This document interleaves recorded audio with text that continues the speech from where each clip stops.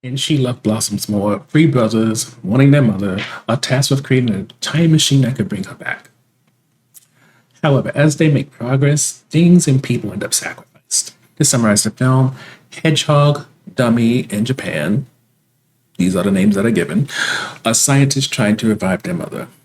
Hedgehog takes lead, Japan is a second, and handles programming, it seems.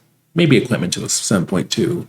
And Dummy, well, he's not the same kind of scientist. I won't even say he's trying to be that type of technical prowess type of guy. Instead, Dummy's responsibility is making sure people have drugs and alcohol. And his girlfriend Samantha helps immensely in that. But whether the boys might be successful or they've just killed a bunch of animals for nothing, it's hard to say. However, Hedgehog believes they're making progress, and after having a vision while under drugs, he decides it's time to take things to the next level. So, getting to the review portion, there's no highlights. Starting with the low point, this is a film that's not constantly engaging. It's an incredibly dry movie.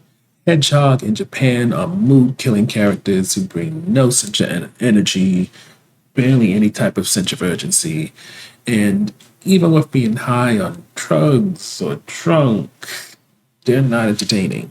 And when it comes to Dummy, who's less dull than his brothers, honestly, the best thing he does when it comes to this film is bring Sam into it. And as we'll note in a moment, Sam's appeal is limited and unfortunately also short lived, which leads it on the fence topic. And that's pretty much Samantha. Samantha is the one character here who doesn't seem like she's in dire need of coffee in order to get her day started. But I would be remiss if I didn't note that her appeal is limited. And it's mainly because her appeal comes from being promiscuous, a couple of nude scenes, her having sex with two of the brothers, and also the fact that she becomes the image that probably draws most people to this movie.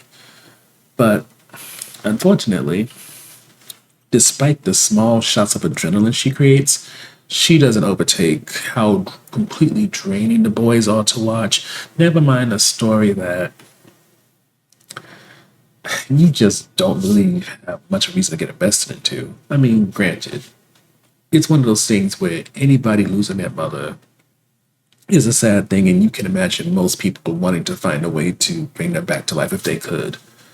But we don't really learn enough about Margarita to care about them. The boys are too dull to care about their feelings, and ultimately, while Samantha does try to bring this film some type of life, it still ultimately is probably one of the dullest sci-fi dramas you've ever seen. Overall, when it comes to She Love Blossoms More, while the concept is interesting and imagery to a point, unfortunately, because of how dry this film is, it becomes a challenge to sit through. And to make matters worse, the one thing that may hold your attention is this bubbly, attractive girl. And the main reason she'll hold on to your attention is because either she's nude, flirting with somebody, or else she's in the act of having sex.